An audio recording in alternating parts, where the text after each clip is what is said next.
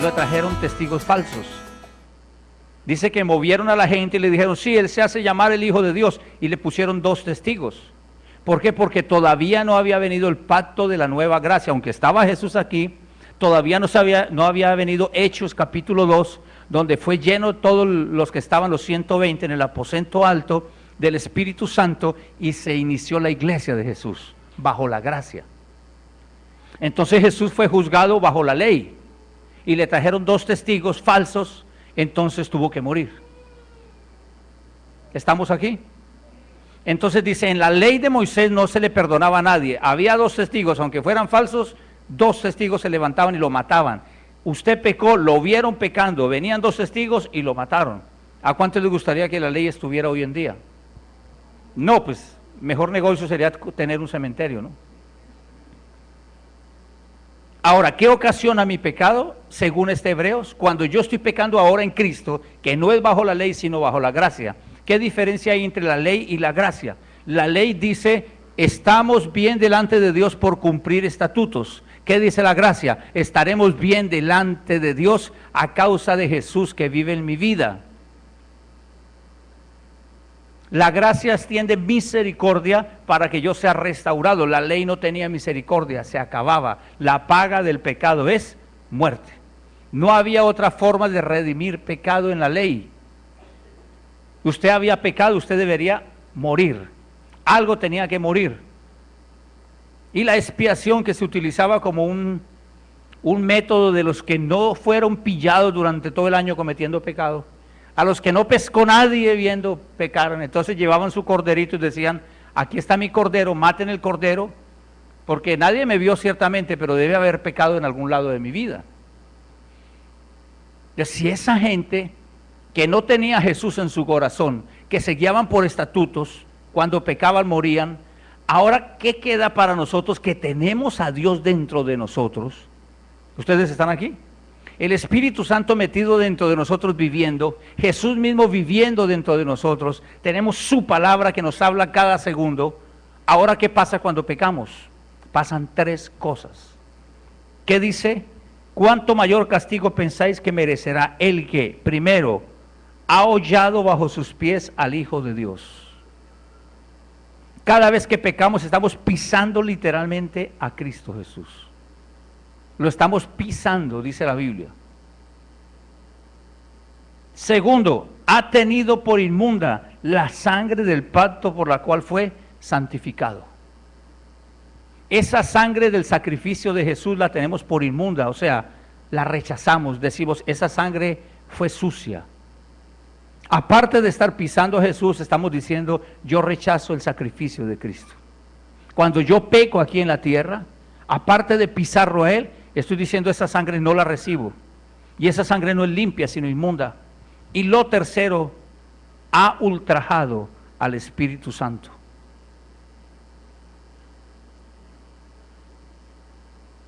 Ha insultado al Espíritu de Dios.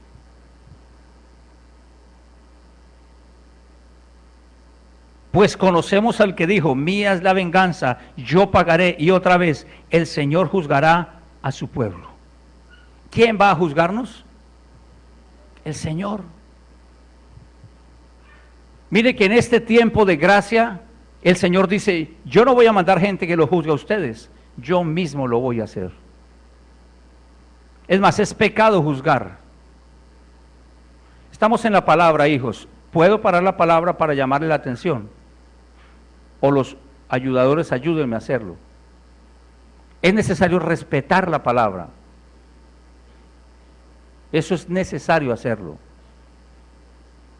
Cuando está la predicación, nadie debe estar jugando, ni hablando, ni viendo sus celulares, algo que no sea la palabra de Dios.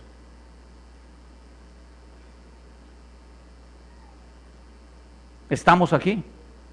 Ya voy para allá y les voy a mostrar lo que hacía el pueblo con la palabra de Dios, porque eso es pecado. Estar escuchando la palabra de Dios y estar riéndose y jugando y hablando de otras cosas, eso es pecado. Y cuando pecamos pasan 3 cosas, por si ya se nos olvidaron. La primera, ¿cuál es? Pisamos a Jesús, lo estamos pisando. La segunda, estamos haciendo inmunda su sangre. Y la tercera, Estamos insultando al Espíritu Santo. ¿Vamos a querer entonces que Dios se quede en casa?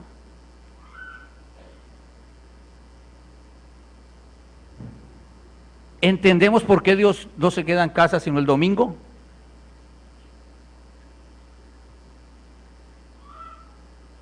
Dios es el que juzga, termina Hebreos. Si usted tiene su Biblia es importante que lo lea.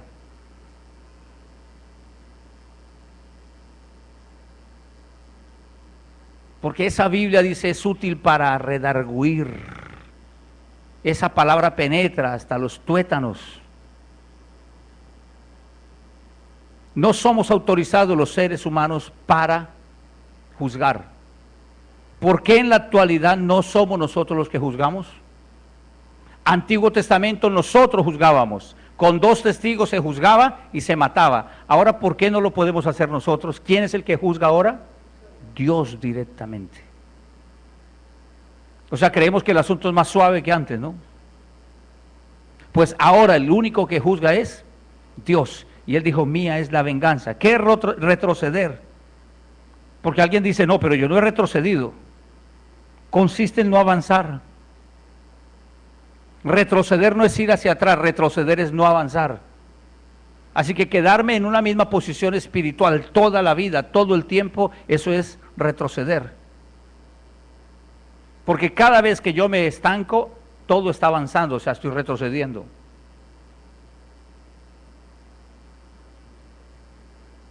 En Hebreos 10:39 dice, pero nosotros no somos de los que retroceden para perdición, sino de los que tienen fe para la preservación del alma.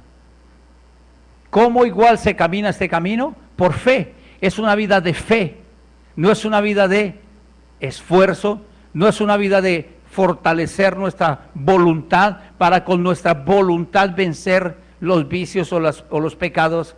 Esta es una vida de fe, que es creer que Dios lo puede hacer, que es creer que Dios tiene la bendición para mi vida, que es creer que Dios tiene toda la provisión para mi vida. ¿Cómo Dios me va a dar la vida y cómo Dios no me va a dar el pan para la vida? ¿Cómo Dios me va a dar la vida, el pan para la vida y no me va a dar el vestido para la vida? ¿Cómo es que Dios me va a dar la vida, el pan para cada día, el vestido para cada día? Me va a dar la posibilidad de estudiar, de progresar en la vida y no me va a dar mi esposa o mi esposo. ¿Por qué pecamos? Por falta de fe, porque no creemos que Dios pueda hacer lo otro también. Creemos que solo Dios puede hacer algo, porque estamos acostumbrados a que el mundo nos dé algo. Estamos acostumbrados a que papá y mamá nos den algo. Estamos acostumbrados a que la sociedad nos dé algo, que las empresas nos paguen algo. Pero Dios no tiene algo, Dios lo tiene todo.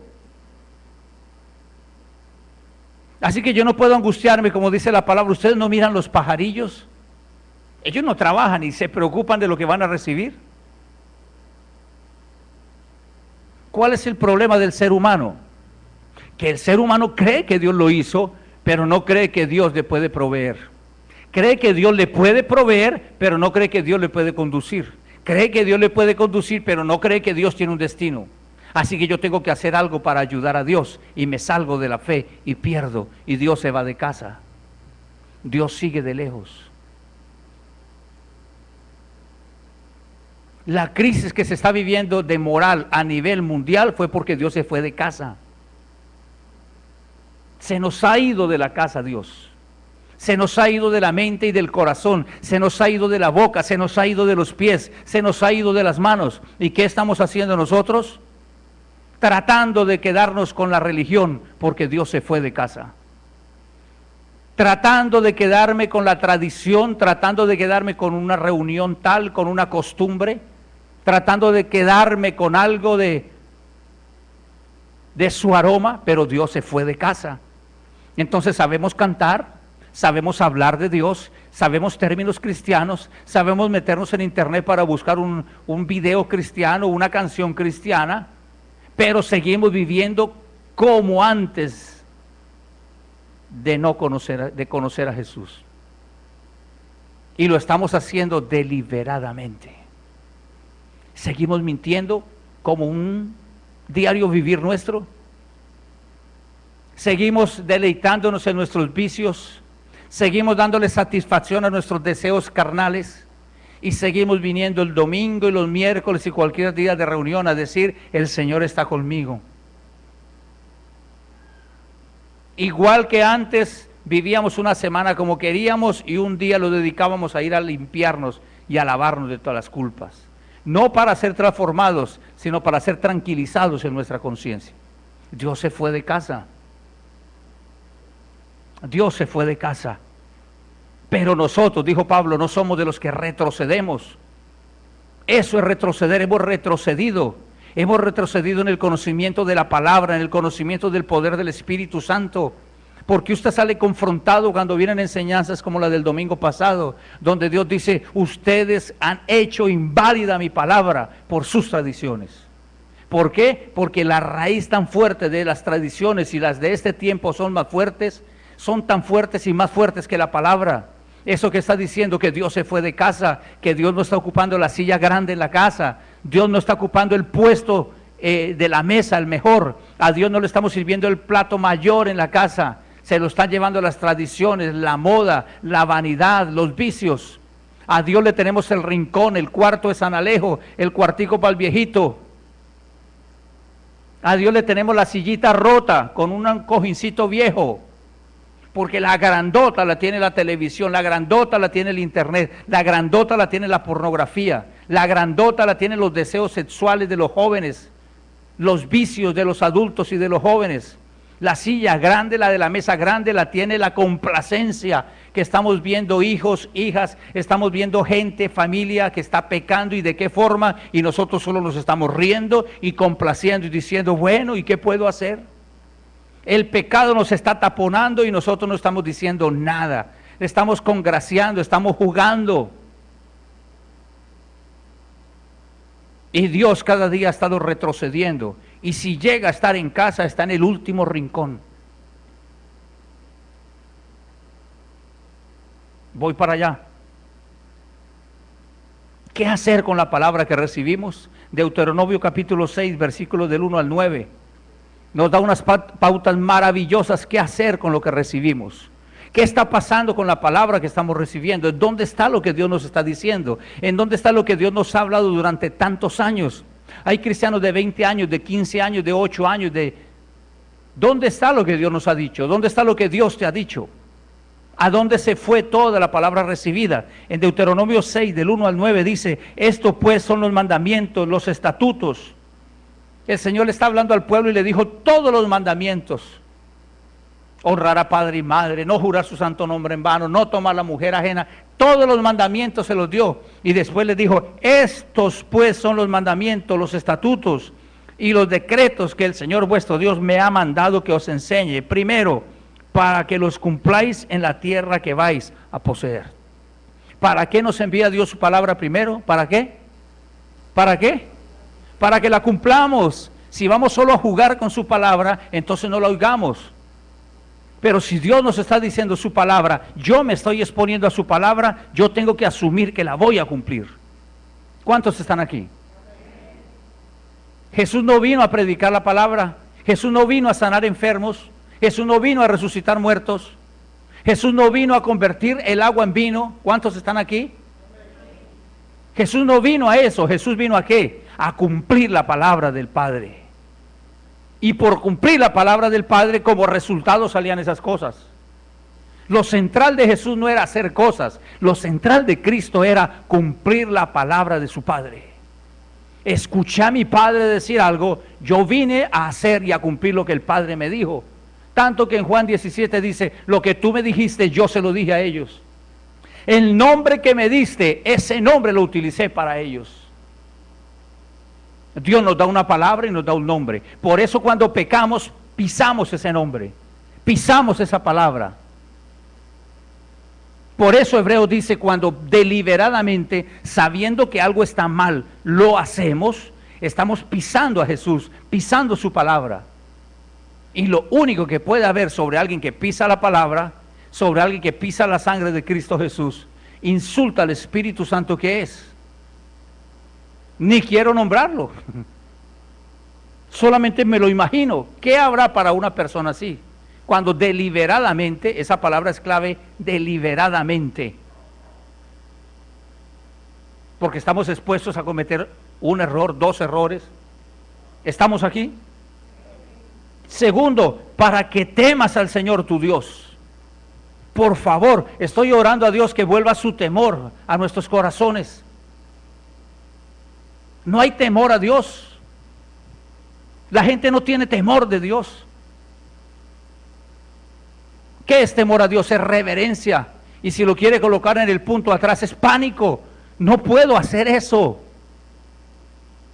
Alguien en una cierta reunión de pastores me preguntó, y lo dijo, creo que con buen corazón, no con ánimo de tratar de decir algo en contra mía. Y me preguntó, ¿cómo hace usted para no pecar? Estábamos hablando del tema de la consagración a Dios. Y me preguntó, ¿cómo hace usted para no pecar? Por supuesto, él no puede pensar que yo no peco. No soy ningún ángel ni arcángel. Pero el tema de él es, ¿cómo hace usted para vivir esa vida que está hablando? Entonces, ¿sabe la clave para no pecar? Por lo menos en mi caso, es porque vivo muy ocupado y no tengo tiempo. Él pensaba que le iba a decir, no, pues porque soy un superhombre, un superpastor, y bueno, usted sabe, los superhombres y superpastores no pecamos. No, yo no tengo tiempo para pecar, no me queda tiempo para eso. Y lo tercero que le dije, porque me da terronera, o sea, miedo, pánico. Pastor, ¿usted siendo un pastor le da pánico pecar? Sí, me da terronera, me da miedo, me da susto. Yo cada vez que entro a la internet, Señor, guárdame, Señor, cuídame. Menos mal que mi hijo ya me enseñó a manejar el mouse, porque manejaba siempre con el dedito, el mousepad de la laptop, no. Porque ahí como que tiemblo y le agarro ese ratón duro, Señor, que no me vaya a salir nada ahí. Si no le pongo la X. Mi esposa me dice, ¿qué pasó allí? No, no sé. Vi que salió así como una cabeza rara y ella entra, ay no, ese era un elefante, ok. Pero yo, me da miedo. Un hombre le da miedo, me da miedo, sí, me da miedo. Si llego a alguna institución bancaria o algo así y una mujer viene y se me insinúa, me da miedo. Ay, pastor, no. Sí, me pondré rojo y sudaré y me da miedo. ¿Por qué? Pues no me pregunte por qué, nunca me he propuesto que me dé miedo.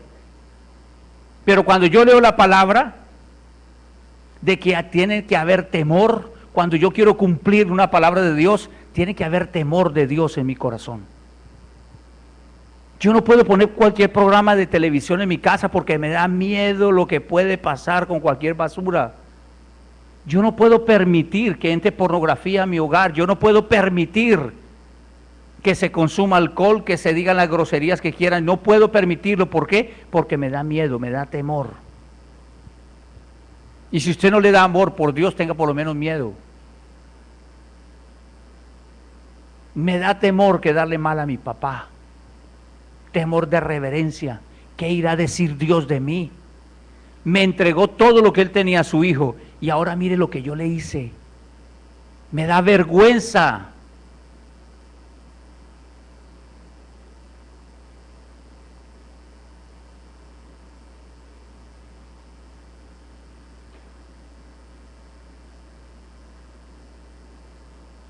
Solo estoy leyendo la Biblia para que los cumpláis en la tierra que vais a poseer, para que temas al Señor tu Dios, guardando todos sus estatutos y sus mandamientos que yo te ordeno.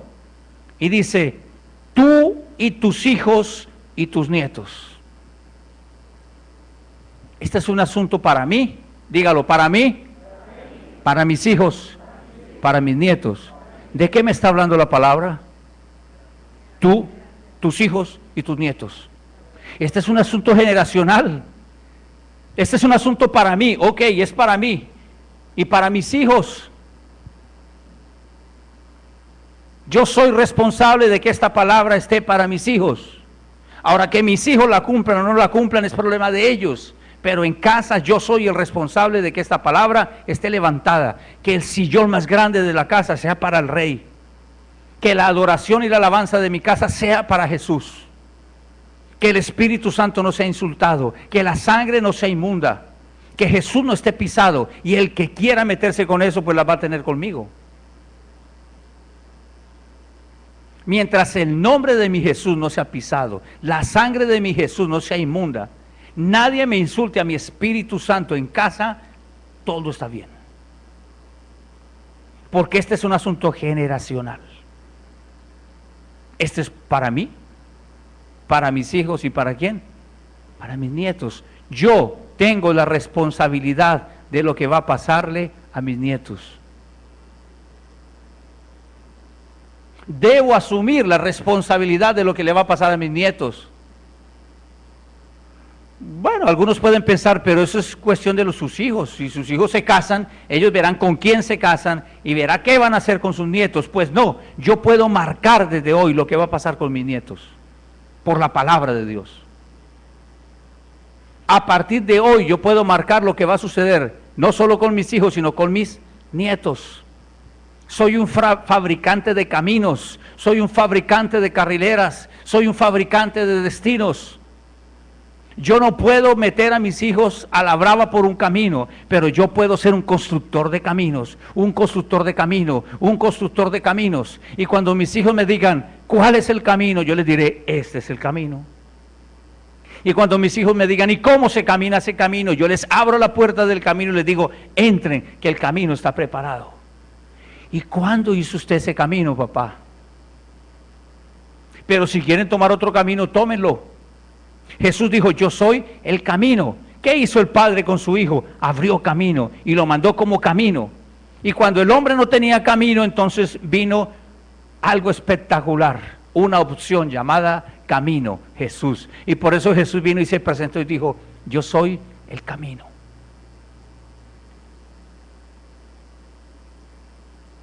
Saben que nuestros hijos son como esos juegos que hay en algunas partes, que lanza uno la bolita y la bolita da vueltas por todo lado y luego bajan por un camino y caen a uno de esos huequitos.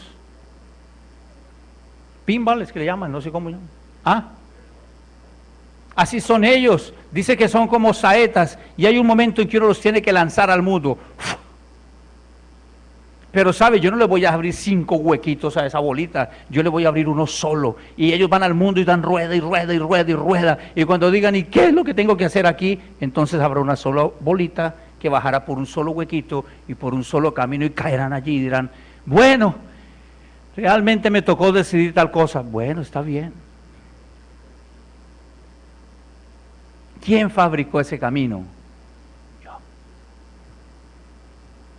Pero una vida de pecado, un padre que esté en pecado, una madre que siga en pecado, que sigamos consintiendo el pecado en casa, que se siga pisando a Jesús en casa, la sangre del Cordero en casa, que se siga insultando al Espíritu Santo en casa. ¿Cuál es el camino para nuestros hijos y nuestros nietos?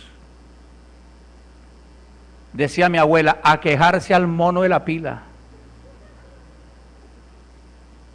Señor, ¿por qué pasa esto? Y el Señor dijera, ¿cómo te explico? Compra el CD. Yo no entiendo, Señor. ¿Por qué me tiene que suceder a mí? ¿Has guardado mi palabra? ¿Has guardado mis estatutos? Bueno, Señor, ya fuiste cambiado, estás transformado, estás viviendo una nueva vida. No, porque las circunstancias no van a cambiar las circunstancias. Las circunstancias solamente tienen un propósito, cambiarme a mí. No le pidas a Dios que cambie tus circunstancias. Dile, Señor, cámbiame a mí a través de mis circunstancias. Las circunstancias son una bendición para transformar nuestra vida. Las circunstancias no vienen para desbaratarnos, sino para cambiarnos. La actitud que yo pongo frente a mis circunstancias traerá cambio o estancamiento. Tú y tus hijos y tus nietos todos los días de tu vida, para que tus días sean prolongados. ¿Cuántos días de mi vida tengo que dedicar a los estatutos, a la palabra de Dios? Todos los días de mi vida. Escucha pues, oh Israel, y cuida de hacerlo, para que te vaya bien y te multipliques en gran manera en una tierra que emana leche y miel, tal como el Señor, el Dios de tus padres, te ha prometido. Escucha, oh Israel, el Señor es nuestro Dios, el Señor uno es. Y aquí declaró el Señor, amarás al Señor tu Dios, ¿con qué? con todo tu corazón, con toda tu alma y con toda tu fuerza. Esta es una declaración poética, profética, pero real. ¿Cómo dice la Biblia que tengo que amar a Dios? Con todo mi corazón, con toda mi alma y con todas mis fuerzas. No me conteste, ¿cuántos aman a Dios así? ¿Sabe lo que está diciendo aquí el escritor? Amar a Dios con todo mi corazón, con toda mi alma y con todas mis fuerzas. Eso significa que estoy ¿qué? Allenado, estoy loco. Soy un fanático de Dios. En términos más coloquiales y más entendibles, estoy enamorado. ¿Usted sabe de una persona enamorada, medio loco, desquiciado? Esa es la de mi vida y esa es la de mi vida y por esa mujer doy la vida y por esa la ama con todo su corazón, con toda su alma y con qué? Y con todas sus fuerzas. Amamos a Dios así. Amamos la palabra de Dios así. El Señor se queda en casa porque lo amamos así. Madrugamos escuchando la palabra. Amamos el estar adorando y cantando a toda hora. La escuchamos en el carro. Estamos amándole cuando nos levantamos, decimos, hola papi, ¿cómo estás? Te bendigo. Cuando despertamos en la noche, wow, ahí estás tú, qué lindo, qué bello. ¿Qué te pasa? Estoy enamorado. Me enamoré. ¿Qué es eso de amar a Dios con todo mi corazón, mi alma y mis fuerzas? ¿Qué es eso? Póngame a bailar ese trompo en un solo dedo. ¿No es estar enamorado? ¿No es ser un fanático? ¿Cuánto tiempo se le dedica al enamorado o a la enamorada? ¿Cuánto tiempo quisieras dedicarle? ¿A qué hora piensas en el enamorado o en la enamorada? ¿A qué hora piensas tú? A toda hora. ¿Cuánto tiempo del día quisieras estar con el enamorado y la enamorada? ¿Cuánto tiempo? Y no te digo haciendo qué. Proscuneo es besar.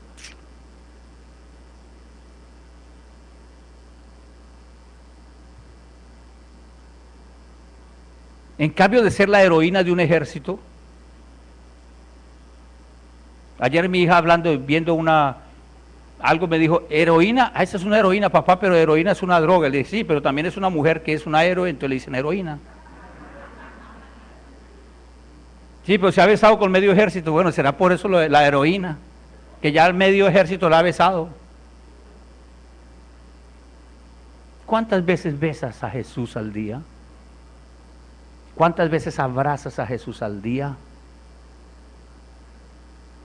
¿Cuánto dinero gastas al día en Jesús?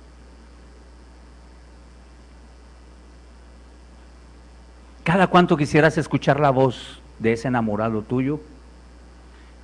No, es que no le amo, pastor, ok. La idea es que llegamos a puntos de realidad. No quiero presionarte ni te estoy diciendo esto para que haga lo que tengas que hacer. Solamente quiero que te ubiques, nada más. Nada más. La bendición de la palabra es que escojan el camino. Esto es lo que les presento. La palabra son opciones de vida. La palabra no es una religión, son opciones de vida. Y tú eliges la opción. Voy por la 1, voy por la 4, voy la 5. Y después te sale un bombillito, ganaste o perdiste. Ay, vuelvo y juego. No, ya tienes 40 años y no hay otra vida para que vuelvas a jugar. Esa fue tu única vida y tu única opción. Ay, pero yo no pensé que eso era así. Así era.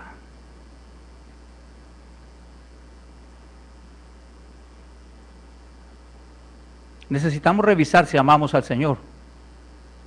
Pero si le amamos así, con todo nuestro corazón, nuestras fuerzas y nuestra alma. Y estas palabras que yo te mando hoy estarán. ¿En dónde deben estar estas palabras? ¿Usted está leyendo conmigo? Sobre tu corazón. ¿Qué queda en el corazón? Sentimientos, voluntad y pensamientos.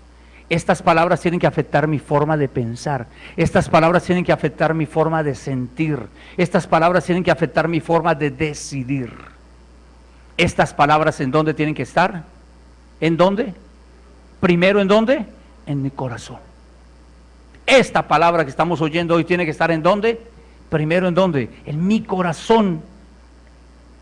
Y diligentemente las enseñarás ¿a quién? A tus hijos. No, pues yo estaba pensando en invitar al pastor a mi casa para que el pastor le enseñe a mis hijos. Pues el primer pastor de tus hijos eres tú. Y debes de enseñar la palabra. Pues yo todos los días le predico a mis hijos. Pues aquí no dice que tienes que predicar la palabra, sino que tienes que enseñarla. ¿Cómo así? Que tienes que ser maestro de la palabra. Sí, yo le enseño a mis hijos en griego y en hebreo. No. Que tienes que mostrar la palabra de Dios con tu vida a tus hijos. Tienes que mostrar la palabra con tu vida a tus hijos, que ellos se den cuenta cómo es que se vive para con Dios. Y que tú podrás tocarle el dinero para que él compre algo o para que ella compre algo. Que tus hijos podrán tocarte la olla y sacarle más comida a la mamá. Que podrán tocar una sábana para jugar un rato, o un muñeco, pero que a tu Cristo y a la vida que tú vives no la puedes tocar para nada. Es intocable. Cuando en casa yo digo, esto es lo que Dios dice, nadie siquiera respira. Porque ellos saben que mi vida está metida en eso. Yo puedo decir, se comprará un mueble o se comprará, y alguien dice, no, ese mueble no, porque ese mueble, y todos opinan, bueno, compren el que quieran. Yo no sé nada de eso. Pero cuando se trata de un principio de la palabra y cuando se trata de vivir como, entonces hay una sola voz. Enseñar la palabra a nuestros hijos. Sí, yo le leo todos los días la Biblia, es parte de, pero ellos ven cómo miro, ellos ven cómo hablo, ellos ven cómo contesto, ellos ven cómo trato al enemigo, ellos ven cómo es la vida en mi trabajo, ellos ven cómo no me quedo con el vuelto, ellos ven cómo no miento tan abiertamente. Ellos no se dan cuenta que estoy allí acostado y me llama el jefe, no jefe, es que estoy enfermo, ahorita estoy en el seguro y ya voy saliendo para allá, estoy en el seguro, hago eso y ya en media hora llego. Y ellos ven, wow. Y después me dicen, hijos, vamos para la iglesia.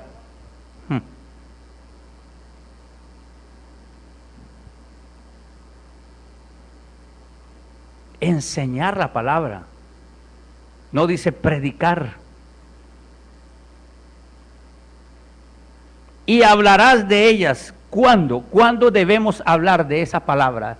¿Cuándo debemos hablar de esa palabra? ¿Cuándo dice su Biblia? Y hablarás de ellas cuando te sientes ¿en dónde? En tu casa. Ay, llegué de la reunión, qué palabra Dios me habló. Pero cállese ya que eso fue en la reunión. Pues la Biblia dice que cuando llegue a mi casa tengo que seguir hablando ¿de qué? De la palabra. Y cuando andes por el camino, o sea que por el camino también toca ir hablando ¿de qué? De la palabra. Y seguir hablando de la palabra. ¿Y cuándo más? Y cuando te acuestes, híjole, y cuando te levantes. ¿Por qué Dios se fue de casa? Porque no estamos hablando de la palabra en nuestro camino. ¿Cuál es el camino? En la empresa, en la universidad, en el liceo, en la escuela, en el camino, en la calle. ¿Estamos hablando la palabra? ¿No la estamos hablando nosotros? Cuando mi hija estudia, le digo, habla en voz alta para que tu oído escuche y tu mente entienda y se te grabe. Me dice, no, pero yo me grabo así, no. Habla con tu boca para que tu oído escuche y tu mente lo entienda y se te quede. Tú misma enséñate, háblate la palabra.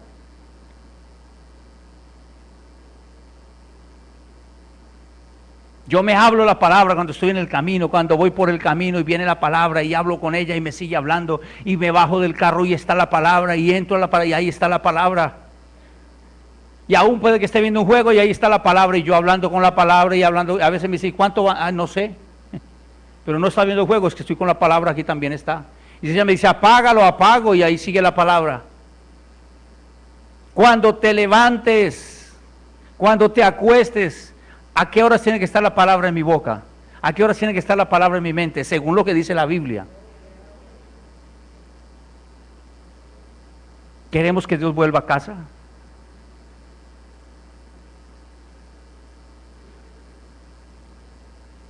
¿Usted no sabe? No es que a qué hora leo, a qué hora salgo. Mire, hoy esos teléfonos están en la Biblia ahí hablada, póngala. Una emisora cristiana por lo menos, aunque le canten villancicos y canciones de no sé qué cosas, hay, alguien debe hablar algo de Dios, por lo menos hay un brochazo. Si usted no tiene ánimo para leer la palabra, si usted tampoco, ponga el radio, ponga el teléfono, ponga un aparato de esos con la Biblia hablada, la bajan gratis por internet, no les vale nada. Deje ese computador encendido ahí toda la noche con la palabra. Ay, pero eso es como canzón. Claro, porque es palabra y la carne siente el efecto de la palabra. Siente el efecto de la palabra. Que haya un mover de palabra al acostarse, al levantarse, en el camino, cuando está sentado. Bueno, y entonces Dios, ¿qué quiere? Que le amemos. Que le amemos. Pero eso salir de aquí, olvidarnos de la palabra, volver a agarrar la Biblia hasta el próximo domingo, no. Un momento, si usted quiere que Dios se quede en casa,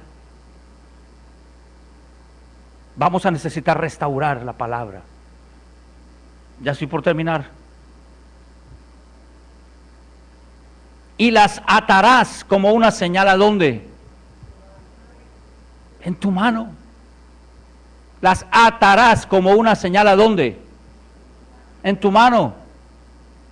Allí en mi mesa nosotros tenemos, ya no sé ni cómo se llama esto, son 100, 150 versículos, promesas, y cuando uno se sienta a comer, allí destapa y cada uno puede agarrar un versículo y lee uno por delante y otro por detrás. Ahí está la palabra. ¿Qué tienen ustedes puestas en sus manos?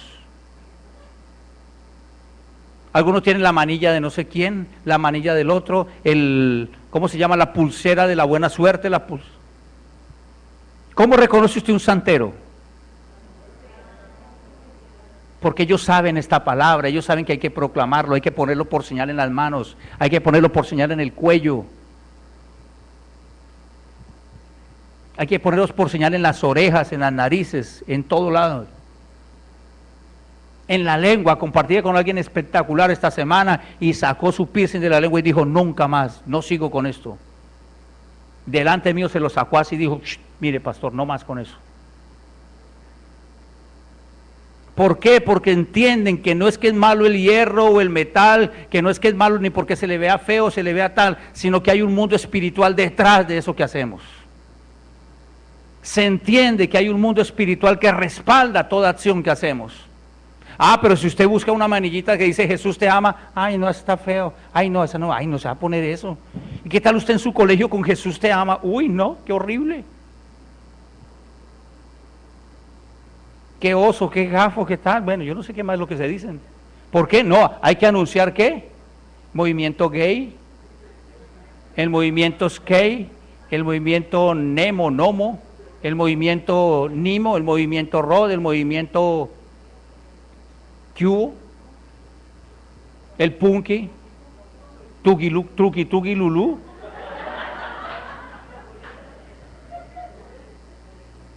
Ustedes ven, se ponen ropa de esa, sus brazaletes, todo, están hablando de eso, que es la pasión de ellos y de ellas. Nuestra pasión es Jesús. Ay, ponerme franelas con mensajes cristianos, ay no, a mí no me gusta. Bueno, para hacer oficio. Sí, hoy en día se las ponen para hacer oficio. En nuestro tiempo nos lo poníamos para ir a las grandes celebraciones que nos invitaban, llevamos con franelas, con camisas, con mensajes cristianos, atrás y adelante. Y llevamos una Biblia así de grandota, porque en ese tiempo no había miniatura, ni en CD, ni nada, así de grandota, y llegamos a las celebraciones. Ay, llegaron los evangélicos, llegaron, sí, marcábamos la diferencia. Nosotros somos los que amamos a Jesús. ¿Y a usted no les da vergüenza de usar una camisa esa? No, porque el evangelio es poder de Dios para el que cree. No me avergüenzo del evangelio. Cintas aquí que decía consagrado a Dios, santificado para Dios. Ay, pero se ven gays. Bueno, no me importa cómo me vea, pero aquí dice que yo soy de Cristo y lo quiero proclamar a todo el que quiera. Y cuando venía el diablo a tocarnos, no nos tocaba a nosotros, tocaba a los otros, a los demás. Aquí dice, quiere fabricarse cosas para ponerse en las manos, hágalo para anunciar la palabra de Dios. ¿Cuánto paga la gente por una manilla de no sé qué cosa, cualquier cantidad de plata? ¿Cuánto paga por una que diga Jesús es el camino? Ay, si me la regala me la pongo. pero por la otra trabajan un año para comprarse, tengo que comprármela. ¿Qué dice la Biblia? Y las atarás como una señal a tu mano y serán por insignias entre tus ojos. ¿Dónde quedan los ojos? Aquí. Y dice que serán por insignia entre tus ojos. ¿A dónde hay que ponérsela? Uy, pastor, pero ¿qué va a decir la gente? Porque usted es un loco por Jesús. Que usted es una loca por Jesús. Que usted se le corrieron todos los tiempos por Jesús y por la palabra de Jesús. ¿Qué van a decir lo que me decían a mí? Que era un loco, un alienado religioso, un bueno para nada. ¿Quién me lo decían? Todas mis amistades. Ni una sola de mis amistades me dijo, chévere Rodrigo. Pero después del año, 2 años, se dieron cuenta quiénes eran los locos y quiénes eran los alienados. Seguían cayendo peor y se dieron cuenta que yo no era el loco. Entonces todo ese poco locos empezaron a llegar a Rodrigo a hablar con él. Y a decirle, Rodrigo, estoy en droga, en cambio tú saliste del alcohol, yo sigo peor. Tengo hijos ahora por allí, por acá. Y esos futuros tremendos muchachos inteligentes, tal, ahora estaban perdidos en un hueco. Pero yo era el loco del grupo. Y yo decía, este es Jesús y punto. Y en mi pupitre, ahí tenía mi Biblia grandota. Y se burlaban y se reían. Llegó el cura, llegó el no sé qué, llegó la monja. Y no me ponía a pelear con ninguno, porque yo no tengo por qué pelear por lo que yo soy. La gente debe pelear por lo que no es. Tratar de demostrar lo que no es. Yo sabía quién era, y conmigo estaba Jesús, y desde el comienzo me di cuenta que Él era el más grande de todos los grandes, y que no había poder como el de Él. Desde el comienzo lo supe. No quise ser ignorante a eso. Pero cuando empezaron a tocar la puerta, y que si aquí está Díaz, sí, Díaz que mandó decir el cura que si le presta la Biblia. Dígale que sí, que me la devuelva rápido. Se empezaron a los 2 días, profesores, que el cura manda decir que si le presta Díaz 15 minutos. Sí, que está en la clase de religión aquí en los de bachillerato y que si le presta Díaz 15 minutos, que lo necesita. Bueno, vaya Díaz. ¿Yo qué pasó? No, para que cuente, pero cuente solo la partecita de que usted era alcohólico y ahora no lo es a través, porque Jesús lo cambió. Claro, con mucho gusto. Ahora testimonio, porque él estaba enseñando clase de religión y estaba enseñando lo que era testimonio, pero él mismo no tenía un testimonio, porque Jesús no le había transformado en nada. Entonces llevaba días y días, empezó a pasar por todos los salones del colegio a contar su testimonio y la gente lloraba, ponía sus cabezas sobre el pupitre llorando y confesaban a Jesús. Para mí era normal en una mañana hacerle entrega a 700 alumnos. Josué 1, 8, 9, nunca se apartará de tu boca este libro de la ley. ¿Cuándo se debe apartar este libro de mi boca? Dígalo allí. Nunca se apartará de tu boca este libro de la ley, sino que de día y de noche meditarás en él. ¿Y a qué horas duermo, pastor? Pregúntele a la Biblia y pregúntele a Dios. Pero aquí dice que de día y de noche meditarás en él. ¿Para qué? Para que hagas y guardes conforme a todo lo que en él está escrito. Meditar y pensar una y otra vez, una y otra vez, una y otra vez, una y otra vez. ¿En qué estás pensando? En la palabra. ¿Qué estás meditando? En la palabra. Pero bueno, ¿usted está enamorado de quién? De la palabra. ¿Y cuándo piensa dejarla? Nunca, porque estoy enamorado de la palabra. Y dice, para que hagas conforme a todo lo que en él está escrito. ¿Por qué? Porque entonces harás prosperar tu camino y casi nada de ñapa, y todo te saldrá bien. ¿Algo más?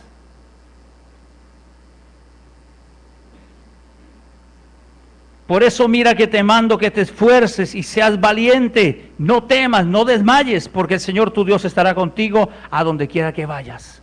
¿Por qué debemos hacer esto? Porque Dios está con nosotros. ¿Cuál es nuestro miedo? ¿Cuál es nuestro temor? Que se entere la gente, que se enteren los amigos, que nos volvimos locos por Jesús, por su palabra, pues que se enteren de una vez.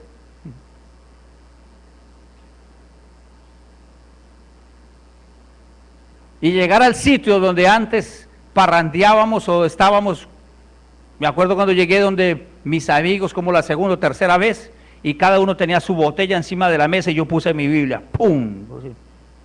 Se rieron todos así. Y entonces, ahora loco, tómate esa. Le dije, estoy full de esa.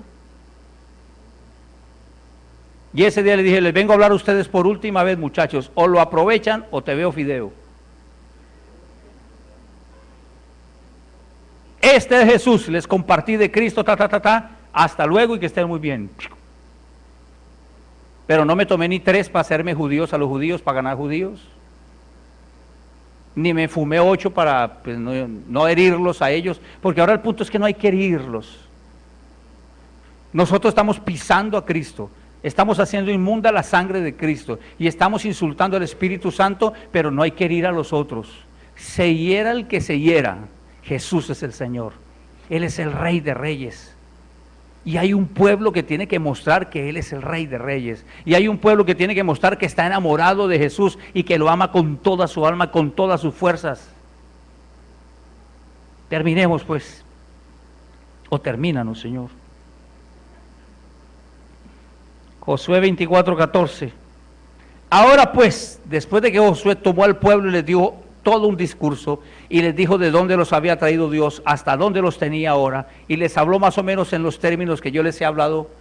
Al final del asunto y conclusión del discurso le dijo, ahora pues, temed al Señor y servirle con integridad y con fidelidad.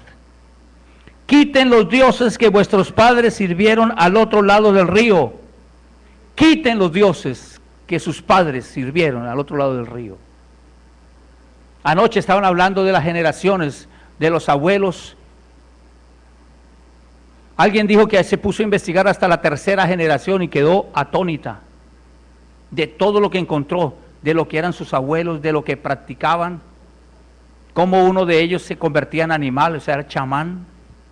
Le hizo el trabajo a su abuela o a una mujer, era muy linda para tener hijos con ella. Y cada uno empezó a hablar, hablaron como 3 o 4, allí a la salida. Y le dije, ¿y el Señor por qué está diciendo, dejen las costumbres, dejen esas costumbres y los ídolos de sus antepasados? Levántense a romper generacionalmente con tradiciones que los tienen atados a ídolos. Recuerden, lo que hago no es malo por lo que hago, sino por la raíz de lo que hago. Y todo lo que tenga fondo o raíz de idolatría es malo, no es santo. Así lo que prepare sea muy rico, pero si se preparó para el ídolo tal, Dios quiera que ninguno inviten hoy al almuerzo de Santa Bárbara, ¿no? Y a la fiesta de Santa Bárbara, y a la carne en vara en honor a Santa Bárbara. La carne en vara muy buena, muy deliciosa, el almuerzo muy rico. Pero le ponen el ídolo y eso daña cualquier cosa. ¿Ah? Claro. Claro. ¿Qué está diciendo aquí? Ahora pues, el asunto final de esto es que vamos a servir a Dios con integridad y con fidelidad. Pero para eso quiten los dioses que vuestros padres sirvieron al otro lado del río y en Egipto. Hemos pasado al otro lado, hemos pasado a este lado del río, están hablando del Jordán, pero podemos hablar, hemos pasado otra vida. Efesios dice, cuando estábamos muertos en nuestros delitos y pecados, Él nos dio vida. Y hemos pasado de muerte a vida, de oscuridad ¿a dónde? A luz admirable. ¿Usted quiere seguir con los ídolos de sus padres, de los de atrás? ¿De lo que hacían antes de pasar el río? Ellos ya habían pasado el río, ya eran cristianos, pero sus bultos seguían guardaditos los ídolos de sus padres, las costumbres de sus padres, de sus antepasados. Es que esto lo hacía papá, es que esto lo hacía mamá. No es que papá y mamá sean malos, sino que si no conocían a Jesús, eso que hacían ellos tiene ídolos. Y los ídolos tienen poder sobre nuestras generaciones. Vamos a servirles, dijo él. Y lo llevó a una decisión que es una decisión para hoy en nuestras vidas. Si no os parece bien servir al Señor, escojan entonces, dice. Hoy escoged a quien habéis de servir. Este es un asunto de escogencia. No es un asunto de imposición. Usted hoy tiene la oportunidad de escoger. Usted me dice, pastor, pero es que yo ya escogí a Cristo y me salvó. Yo no te estoy hablando de escoger para salvación, te estoy hablando de escoger para servir. ¿A quién quieres servir? Tú puedes tener a Cristo en tu corazón, pero ¿a quién estás sirviendo hoy? ¿A quién sirves? ¿A tus deseos? ¿A un hombre? ¿A una mujer? ¿A quién sirves? Y dice la palabra, escojan hoy a quién van a servir. Es una decisión que tenemos que tomar para que Dios se quede en casa. Dios se fue de casa. Necesitamos saber que se fue de casa. Y aún estamos tratando de consultar a ver a quién. Algo espiritual, la gente está buscando algo espiritual que le dé una respuesta, porque Dios se les fue de casa. Hay desesperación porque no encontramos a Dios en casa. Y Él dice, escojan hoy a quién habéis de servir. Si a los dioses que sirvieron vuestros padres, que estaban al otro lado del río, o a los dioses de los amorreos en cuya tierra habitáis, miren a ver qué hacen ustedes. Él terminó su discurso, su palabra profética diciendo, miren ahí el camino de los amorreos, el camino de los padres suyos, ustedes miren a ver qué escojan. Pero dice, yo y mi casa serviremos al Señor. Yo declaro eso hoy, yo y mi casa vamos a servir a Dios. Tomen una decisión, escojan a quién van a servir. Jóvenes, escojan a ver a quién van a servir. Sigan sirviendo a su cuerpo, sigan sirviendo a su lascivia, a su pornografía, sigan sirviendo a sus vicios y a sus deseos, o escojan servir a Dios. Solteros y solteras, sigan sirviendo a buscar el hombre y la mujer del año para su vida. Sigan sirviendo a sus sentimientos. Casados y casadas, sigan sirviendo al afán y la ansiedad económico por tener más y querer poseer. Sigan sirviendo a su trabajo de día y de noche, sábados y domingos. Sigan sirviendo a eso. Y no sirvan a su esposa, a su esposo, no sirvan a sus hijos. Sigan sirviendo a las exigencias del mundo. Sigan sirviendo a la forma como se trabajan en las empresas. Sigan sirviendo a la forma de vida en los liceos. Sigan sirviendo a la forma de vida en las universidades. Sigan sirviendo a lo que el mundo les propone. Pero yo y mi casa he escogido servir a Dios. Ustedes sigan sirviendo a lo que quieran servir. Una decisión.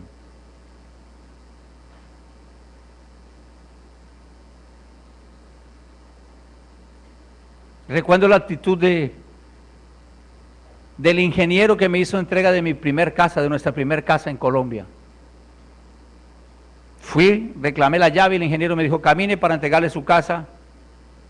Abrió la casa, me dijo, ya vengo, y saqué el arrume de, ¿cómo se llama? Calcomanías cristianas. Y arranqué desde arriba. ¿Esto qué es? Un altillo.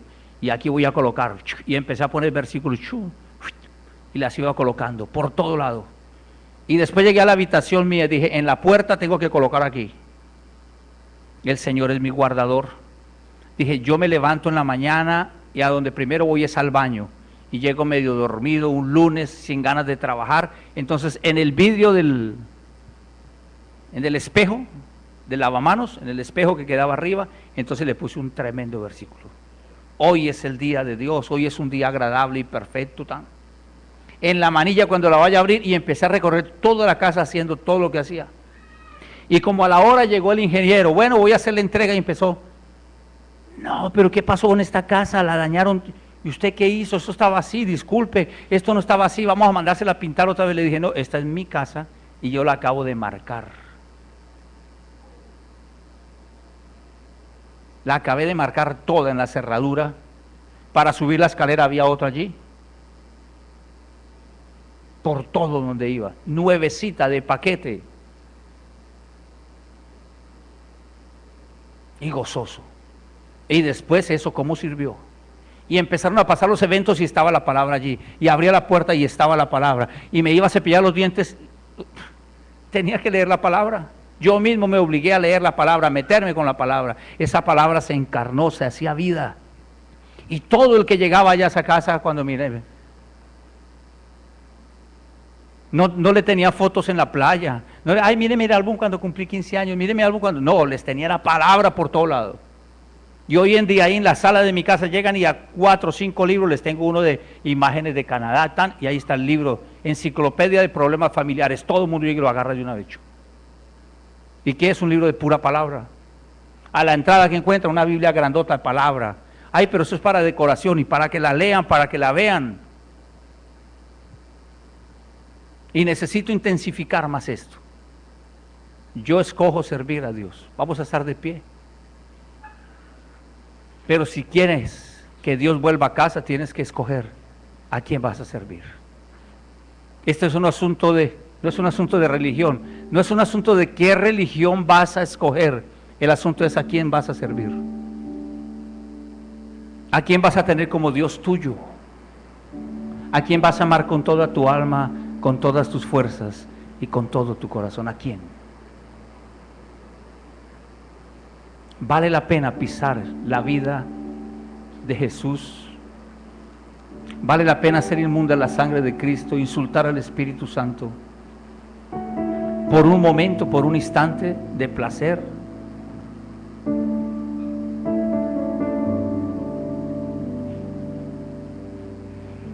Este es un tiempo donde siempre que he hablado con pastores dicen, wow, en diciembre siempre se va media iglesia. Y en enero vienen arrepentidos otra vez.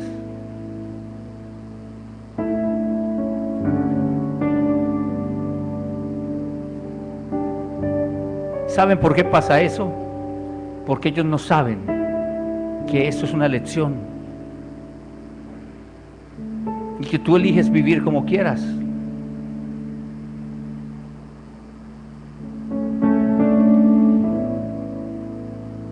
Que tú eliges el Dios que quieras, la forma en como lo quieres amar. Pero si esta palabra quieres que permanezca, que dé fruto, tú quieres que Dios esté el lunes en tu casa, el martes, el miércoles, tú y yo somos los responsables de esto, nadie más. Nadie más. Y hay que buscar el lugar para Dios, que se lo hemos quitado. Mi esposa no ocupa el lugar de Dios en mi casa, ni mis hijos ocupan el lugar de Dios en mi casa. El lugar de Dios en mi casa lo ocupa Dios. Y cuando siento que le he quitado su lugar, vuelvo y lo coloco rapidito. Pero esto no puede ser un juego, esto no es una religión, donde vengo a una reunión de vez en cuando y después vivo como quiera. No. Dios no puede ser burlado, amados. Y Él quiere quedarse en casa. Él quiere estar en casa.